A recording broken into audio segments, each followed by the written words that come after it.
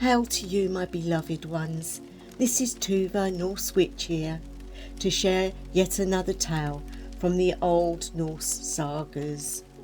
A story of beauty, betrayal, and the magic of immortality. Today I tell you the story of the theft of Idunn's apples. In the golden halls of Asgard lived Idunn, the goddess of youth and renewal. She was the keeper of the apples that kept the gods ever young, their skin unwrinkled, their strength undimmed, their minds as sharp as the day they were born. Without these apples, even the mighty Odin would grow old, Thor's strength would wane, and the gods themselves would fade. Idunn guarded these apples closely, never letting them out of her sight, for they were the heart of the gods' immortality. One day, Odin, Loki, and Honir journeyed into the land of the giants, far from home. They grew hungry and came upon a great hall where the giant Thiazi lived.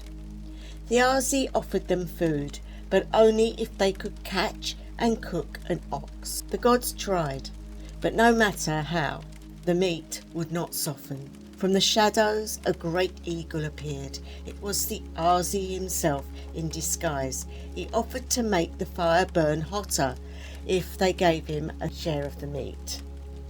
They agreed, but Thiazi took more than his share, and Loki, angered, struck him with a stick.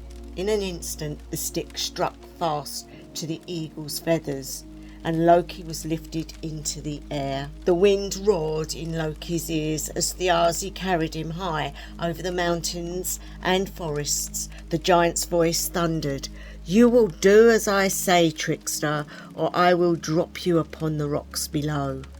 Loki, terrified, swore to obey. Thiazi's demands were simple but terrible. He wanted Idunn and the apples that she guarded. Returning to Asgard, Loki put his plan into motion. He told Idunn that he'd seen apples in Midgard more golden than hers, and that she should come and compare them. Trusting him, Idunn stepped beyond Asgard's gates, carrying her apples with her. In that moment, Thiazi swooped down in his eagle form, seized Idunn, and carried her away to his home in Jotunheim.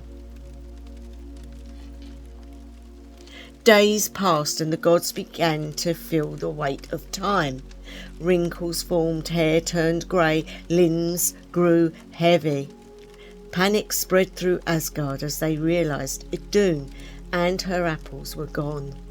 The gods gathered and demanded to know who was responsible. Loki, cornered, confessed everything. Odin's gaze was cold and sharp. "Bring her back, or face our wrath." To save his own skin, Loki borrowed Freya's falcon feather cloak, which gave him the power to fly. Swift as the wind, he reached Jotunheim and found Idunn alone in Thiazi's hall. Using his magic, Loki transformed her into a nut and carried her in his talons. But Thiazi soon returned, saw the empty hall, and gave chase in his eagle form. Across the skies they flew, the falcon and the eagle, the wind howling between them.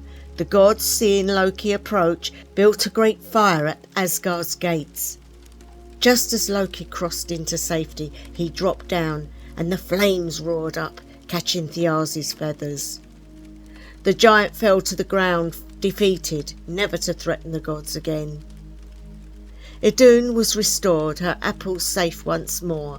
The gods ate, and the years melted from them like snow in the sun. Once again, Asgard shone bright with the laughter and strength of immortals. And though they forgave Loki for now, they did not forget the danger of trusting a trickster. Blessings to you all, my beautiful witches. May the apples of youth in your life, whatever they may be, always be kept safe.